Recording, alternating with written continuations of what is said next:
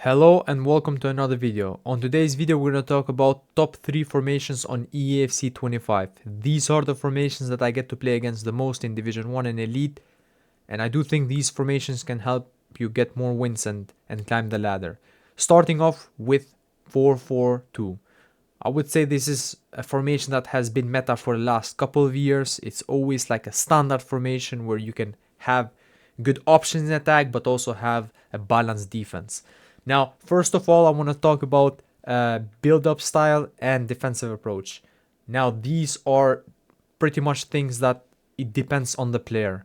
I would say you always have to ask yourself how you want to play. You want to play fast, or you want to play a little bit slower, or you want to kind of like take your moments and figure out the enemy and then find ways where you can break him. And the answer is going to be here. If you want to build fast, go with counter. If you want to kind of like build slow, find spaces, short passing.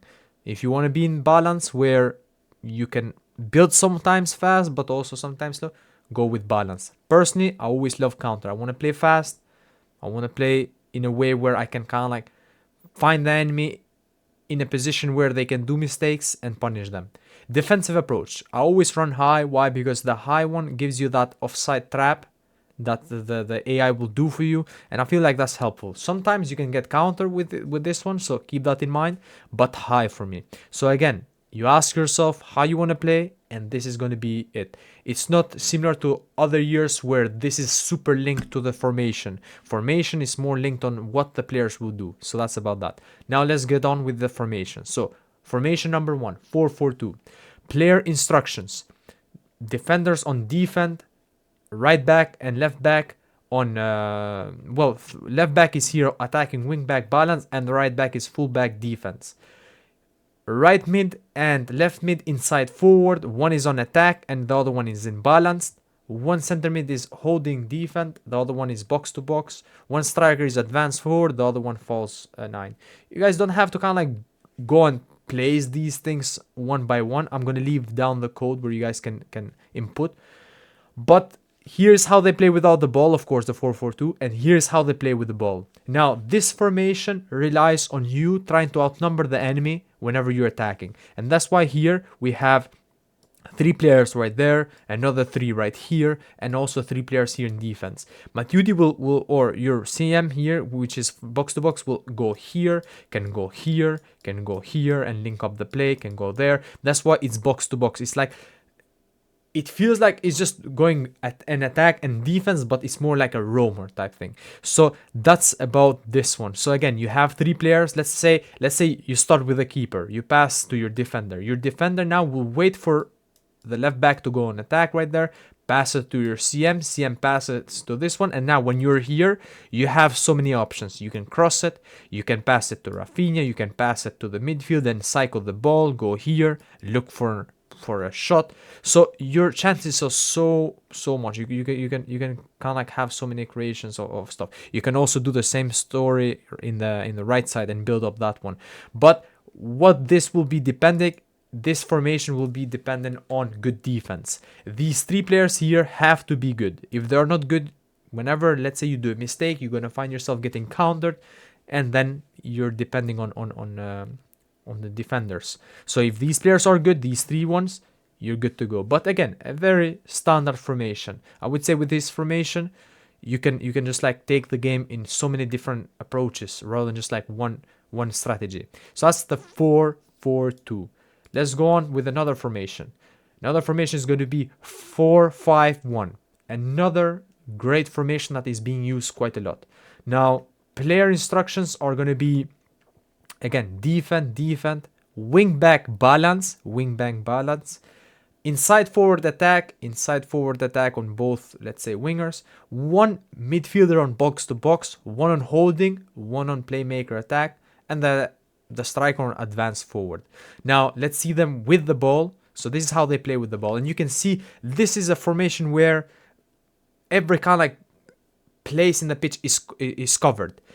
This is a formation that you rely on pretty much never running out of pass options. And you can see, let's say you have the ball here, you have 3 passing chances. Let's say you're with your defender, you have 3 passing lanes, maybe even 4. So pretty much you always can connect your ball into multiple people with triangle passes and stuff like that. So that's why this formation, it's a great formation. Why? Because again, you can build up very well with this formation, but also you can pretty much overflow the enemy with passes and stuff like that and find yourself in positions where you can score, of course. Now, what you need to look out for this formation is going to be the right back and the wing back. Why? Because these players usually will run up.